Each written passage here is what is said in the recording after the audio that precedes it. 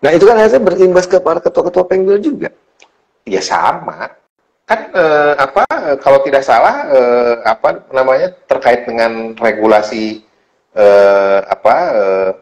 kongres luar biasa itu mutatis mutandis juga dengan Penggil kan. Bagaimana Iya, ininya sampai gitu ya. Ya sama, kalau udah habis ya sama PLT juga dong. Kan itu kedaulatannya di anggota kan. Nanti anggota mau gimana gitu kan. Nah, kalau para Penggilnya habis, apakah bisa memimpin sidang? Nggak bisa. Tetap harus PLT, saya bilang tadi.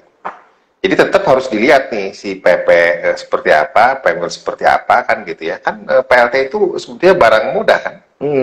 Kalau nggak salah sih kemarin penjelasan Kang WH itu diatur kalau PP PLT-nya gampang lewat rapat pleno pengurus pusat aja, nggak usah diperluas. Iya. Nanti disahkan di RP3JD. Kalau untuk Penggil rapat gabungan nanti disahkan di saat rapat koordinasi dan selesai dan seterusnya. Ya makanya tidak terlalu sulit. Jadi itu kalau ditanya bagaimana nih kalau PP Penggil sudah habis ya kan ada mekanismenya. Apakah itu terkait dengan LPJ? Ya sebetulnya kenapa sih LPJ itu dipersoalkan gitu ya? Kan LPJ itu tidak usah dipersoalkan mau diterima atau mau enggak nantinya kan gitu ya. Iya, kan menurut mereka kalau selama belum ada serah terima LPJ berarti jabatan ini masih tetap kan? Enggak seperti itu. Iya, kalau menurut mereka kan begitu. Logikanya kita ambil si gubernur aja deh. Ya, maksud saya gini, lalu Kang, ini saya baru berpikiran kayak mereka lah. Selama LPJ ini belum dibahas, selama LPJ ini belum diketok palu oleh presidium, diterima dengan catatan atau ditolak. Kan itu. Selama itu belum ada ya kami tetap menjabat. Kan mereka kan patokannya di LPJ dong. Enggak. Masa jabatan itu bukan dihitung pada saat LPJ. Salah kalau menurut saya. Karena LPJ itu kan diatur di dalam demisioner. Iya, ngerti. Bagaimana kemudian pasal 21 kalau nggak salah ya, itu disebutkan demisioner. Pasal 19. 19 ya. Disebutkan bahwa KLB itu bisa dimohon oleh... Oh enggak, itu kalau pasal 21 tentang Kongres Luar Biasa. Iya, ini KLB ya. KLB itu kan bisa diminta oleh demisioner. PP demisioner, iya. PP demisioner. Kemudian juga Penggil kan. 2/3, iya betul. Nah, berarti kan sebetulnya sudah dirumuskan di situ kan. Bisa dalam konteks demisioner itu bisa mengajukan atau meminta untuk dilakukan KLB. Ya, patokannya kan pasal 19 yang demisioner. Jadi di situ disebutkan demisioner di mana terjadi peralihan kepengurusan dari yang lama ke yang baru itu jika LPJ diterima dengan catatan atau ditolak. Kan hanya itu pilihannya. Ya. Kalau selama itu belum terjadi maka belum belum ada peralihan, berarti belum ada pergantian betul. Itu gimana Kang Bro? Ya itu menurut saya agak kontradiktif dengan apa yang kemudian diatur dalam beberapa ketentuan di situ ya. Dalam anggaran dasar rumah tangga itu juga disebutkan kan bahwa 3 tahun sekali. Ya, terus disebut Kongres 3 tahun sekali. Iya, kalau 3 tahun plus 1 tahun berarti kan jadi 4 tahun dong. Ya, pasal 10, pasal harusnya kalau dalam anggaran dasar itu disebutkan kan katakanlah ada pertentangan antara anggaran rumah tangga dan anggaran dasar. Yang dipakai yang mana? Anggaran dasar. Iya, lebih tinggi. Betul. Ya, kalau kemudian di sini disebutkan tadi ya sampai dengan serah terima, menurut saya berarti kan bertentangan dengan anggaran dasar dong. Yang 3 tahun tadi. Tapi kan di ART juga jelas kok pasal 16 ayat 10 huruf C. Masa bakti pengurusan ketua umum 3 tahun. Iya, dan dapat dipilih kembali. Jangan kemudian ditambah-tambahkan atau ditafsirkan lain. Berarti Kang Rus pendapat dengan pendapatnya Bang WH. Walaupun sudah dimisioner, nanti LPJ-nya pada saat dimisioner. Berarti nanti LPJ itu terkait dengan katakanlah bahwa dia itu selama masih menjabat itu dari sini ke sini tuh kayak gimana kerjaan dia gitu loh. Tanggung jawabannya di situ, oke. Nah, ini kan ada tindakan di luar, gimana? Tindakan di luar gimana? Di luar masa bakti. Kalau kemudian logikanya gini, seorang direksi gitu ya, di luar kewenangan dia melakukan perbuatan hukum, ya berarti kan apa yang harus dilakukan? Ya, ya. Dikenakan seperti apa dia? Itu kan jelas juga gitu. Ini juga sama. Apa yang dilakukan? Apakah kemudian menguntungkan organisasi atau katakanlah misalkan menginikan organisasi, itu kan nanti harus dilihat juga seperti apa. Nah, tadi kan kita bicara LPJ kan 2 Mei, taruhlah 1 Mei 2019. Batasannya 21 Mei 2022. Sampai sini. Nah, di tanggal 2 Mei sampai sekarang 2023 ini gimana nih? Apakah dimasukkan dalam satu LPJ itu atau terpisahkan? Ya, kalau sekarang kan logikanya sekarang itu masih dianggap sebagai dia menjalankan jabatan kan. Oke. Ya berarti kan nanti apakah dinilai sebagai dalam jabatan atau di luar? Kalau saya berpendapat bahwa sebetulnya itu di luar jabatan dia. Berarti dibatokannya di tanggal 2 itu. Nanti di sini itu apa pertanggungjawaban dia itu sebagai apa? Nah, berarti tindakan itu apakah bisa dibatalkan demi hukum atau sah nggak? Kan gini, logikanya dalam konteks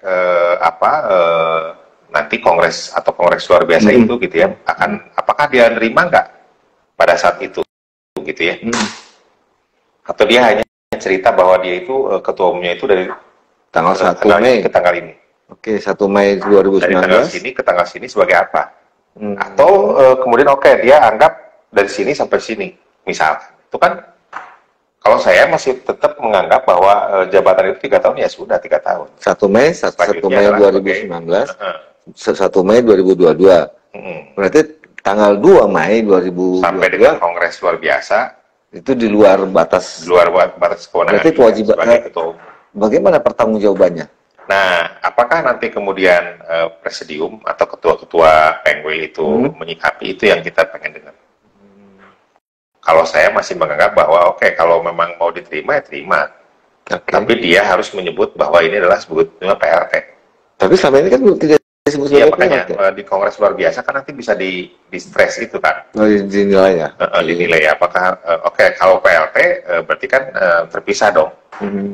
Antara dia sebagai ketua umum dengan ini sebagai sudah di luar masa bakti. Nah, Kang Bro, terakhir. Jadi kalau melihat keseluruhan ini sebenarnya ada nggak sih yang dilanggar dari anggaran dasar dan anggaran rumah tangga, baik oleh PP, Pengwil, Pengda, anggota? Ya sebetulnya jelas ya, terkait dengan masa jabatan juga jelas. Ya, terus kemudian juga terkait dengan KDK misalkan ya juga jelas batasannya itu harus seperti apa. Terkait dengan merespon surat dari ketua bakal calon ketua umum juga meresponnya seperti itu dengan mengabaikan suara dari rakyat keseluruhan, itu hanya dengan 4 kemudian bisa dipindahkan. Dan seperti itu banyak Pak ya, kalau saya sebutkan satu persatu juga banyak kan gitu ya. Oke. Nah itu dari sisi penguasa, sisi incumbent. Pengurus lah ya, pengurus pusat. Kalau Pengwil sendiri sebetulnya dia menurut saya pada saat dia serahkan ke kementerian itu juga salah satu yang menurut saya blunder. Pada saat itu harusnya langsung kemudian dilakukan kongres luar biasa, meminta untuk dilakukan kongres luar biasa. Jadi nggak usah meminta, melaksanakan. Langsung aja. Kalau nggak seperti itu ya tidak akan ada ujungnya. Ya kan dulu diserahkan tanggal 20 berdasarkan surat 29 Desember ya, kalau nggak salah. Nah, saat ini kan muncul tanggal 3. Nah, saat ini Pengwil mengirim surat ke PP. Itu gimana tanggapan Kang Bro? Ya, kalau untuk meminta KLB cuman bahasanya itu bukan seperti itu seharusnya ya. Mohon izin. Iya, bukan menyelenggarakan gitu kan. Kalau mau dilaksanakan oleh ketua umum demisioner ya silakan gitu kan, sesuai dengan itu, atau kalau mau dilaksanakan oleh Pengwil juga silakan itu kan. Tapi suratnya itu bukan menurut saya agak ini ya, bukan seperti itulah isi suratnya. Berarti harus ada perubahan menurut saya. Perlu nggak ada surat yang sudah terlanjur dikirim ke PP itu dirubah lagi untuk dikirim kembali untuk disempurnakan, Atau nggak perlu? Ya, kalau mau lebih bagus ya, jangan sampai ada yang tadi disampaikan oleh press release forum komunikasi kalau nggak salah ya.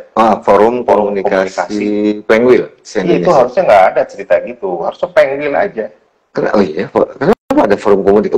Baru diingetin. Kenapa ada forum komunikasi? Itu makanya, itu kan di luar betul seperti yang disampaikan Pak Topik kalau nggak salah ya. Itu mengatakan bahwa itu tidak ada diatur dalam ADART kan. Ya, iya, teman. Iya. Harusnya yang mewakili Penguil aja langsung, bukan forum komunikasi, langsung aja. Penguil se-Indonesia. Penguil meminta untuk dilakukan KLB. Dah, titik itu doang. Jadi ingat, seharusnya butuh forum komunikasi itu para werda ya. Iya. Ya nggak ada ya, di luar organisasi gitu. Iya, karena butuh nama buat komunikasi. Ini di dalam tapi butuh forum juga. Terakhir Kang Bro, ada yang ingin disampaikan ke teman-teman notaris Indonesia dengan kondisi saat ini ya? Iya, berharap tidak pecah sih ya. Berharap ini, tapi ini bibit-bibitnya kan sudah sangat kenceng ya. Wow, bibit itu kan yang satu ngomong ini, atau ngomong ini berbalas pantun gitu ya, tidak akan ada ujungnya. Kalau saya, kalau mau aman, ya sudah, jalankan musyawarah untuk mufakat. Musyawarah untuk mufakat. Musyawarah untuk mufakat. Kan itu pernah dilakukan, tapi gagal. Ya, itu tadi, itu kan salah satu langkah. Sudah pernah dilakukan ya. Sekarang kan berikutnya karena udah terlalu dalam gitu ya, hilangkan ego masing-masing, ketemu lakukan kongres luar biasa. Perkara siapa yang jadi ketua atau siapapun gitu ya, sih nggak ada masalah. Yang penting organisasi jangan sampai terpecah. Itu sih. Lanjut, ada lagi? Ya, mudah-mudahan lebih baik. Itu kapan KLB dilaksanakan atau kongres dilaksanakan menurut Kang Bro? Ya harus cepatnya lah. Puasa ini kah? Enggak. jangan. Habis lebaran berarti? Ya, harus. Oke, cepat. Semoga cepat dilaksanakan kongres luar biasa sehingga permasalahan ini dapat segera terurai. Oke, Grossaver, demikian bincang santai Gros TV MGD dengan Kang Dr. Haji Udin Narsudin SH, SPNN HUM, insya Allah kandidat Prof. Prof di mana sih, Bang? Bocorin dong. Nggak pernah kerja, hitungnya jalan-jalan dapat gelar Prof lagi. Semoga bermanfaat apa yang dibahas, dan ada yang perlu digarisbawahi bahwa jangan sampai tadi yang menarik yang terakhir itu, bibit-bibit ini menjadi bibit-bibit perpecahan. Jangan sampai, karena terjadi balas pantun tapi turunkan ego. Musyawarah untuk yang kedua kali, walaupun yang pertama sudah pernah dilakukan dan gagal, yang diminta 1 munculnya 5, tapi dengan harapan di musyawarah kedua ini berdasarkan tidak melanggar AD ART yang berlaku. Oke, Grossaver, sampai jumpa di bincang santai dan liputan Gros TV selanjutnya. Wassalamualaikum warahmatullahi wabarakatuh. Waalaikumsalam.